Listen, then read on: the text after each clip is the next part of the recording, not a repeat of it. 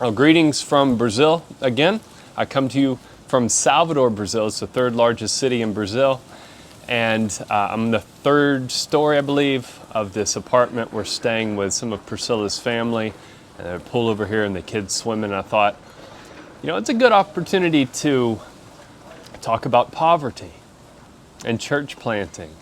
And, I've been in extreme wealth in this city. Many of those that we're with here are very wealthy. We've been treated like royalty. It's a little overwhelming at times because to be in such luxury and wealth, and then to see the amount of poverty here it's a great contrast. And in fact, 60 million Brazilians live in poverty. This is a third world country. It's still a developing nation, not developed. There's a big gap between the rich and the poor. There's a small middle class and a lot of poverty. And so it's sobering to see that. And the crime rate is obviously high as in many developing countries.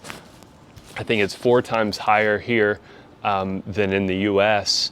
And in fact, Salvador, the city I'm in, is one of the most dangerous countries in the world. In fact, I think there's 5 Brazilian countries that rank in the top 10 to 15 of the most dangerous countries in the world. And so this is a poor place. There's extreme wealth, a lot of poverty, a lot of danger. And then there's a context that's very interesting, and it connects to what I'm going to share in just a moment. There's a lot of slavery that built Brazil.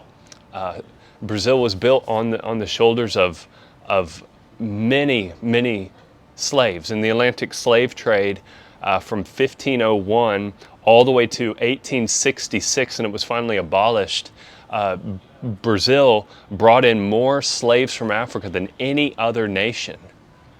It's reported that there was anywhere from 5 million to 12 million slaves that were brought in.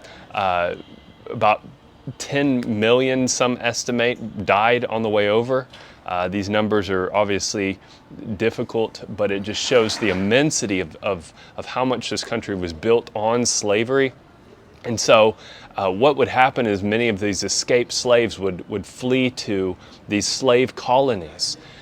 And this city I went to the other day to preach and to minister to, I got to go into this former slave colony and see a place where the gospel has reached recently.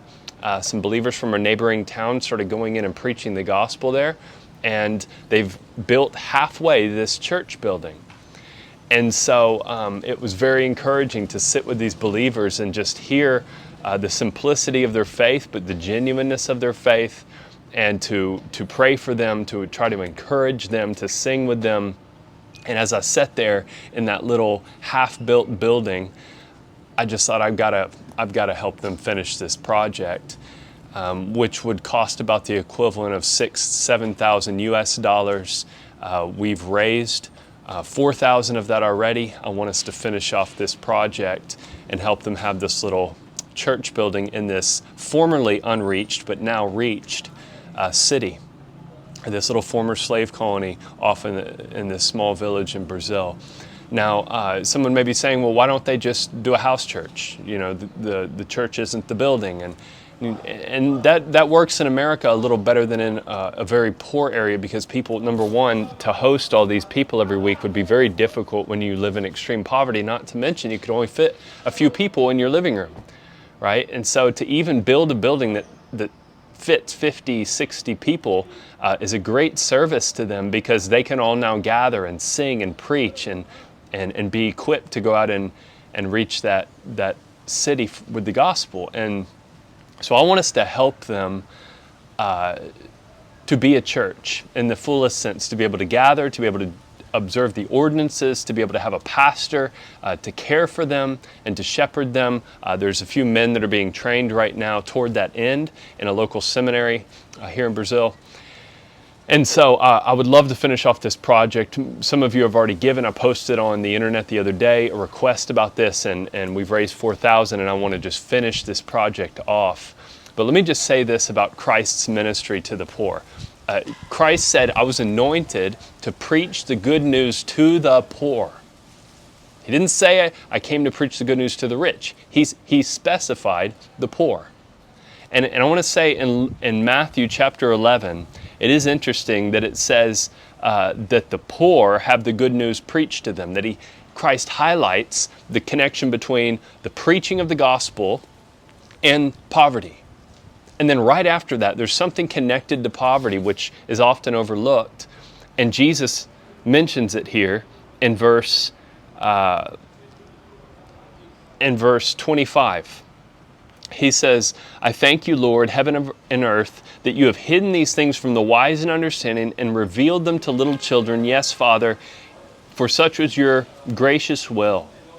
And so one thing we know is that poverty also brings an illiteracy, a lack of education, and many people in poor places are not highly educated. They're very simple in their understanding of things. When I went and ministered to these people in that village the other day, I had to really simplify my speech and take out a lot of things that I would say to a more educated group of believers. And you think, well, they're the least. No, they're the greatest. There's a sense in which the receptivity of this simplicity, this childlike faith, is very beautiful in God's eyes and highly favored. And there is a sense as well that many of the poor of the world will be saved in the end because they will believe the gospel, and many of the rich will not, because they're satisfied with all of this. This is what they live for. This is what matters most to them. And there's trials and difficulties connected to poverty that leave people hopeless and crying out for help. And many of them turn to the Lord in their distress. And so the gospel connected to poverty and church planting, and especially this very oppressed, dark community that was a former slave colony. I'm just giving you an opportunity to help. I will put in the link a way that you can give through Priscilla's Venmo. We don't have any other way to do it here. This is just a one-time thing. So if you trust us and want to give that way, you can. There also is another opportunity I want to mention here. Cody Matthews, a good friend of mine who's working in some very poor villages in Peru, and he's training up indigenous men there to plant churches and to go into unreached villages and preach the gospel. And he's doing a very good work there. I'll put a link to his information as well, so you can support he and his family as they minister in Peru toward the same end. Blessings, guys. Hopefully you can join us in this, and we can help these believers give glory to the Lord and have a fruitful ministry. Blessings.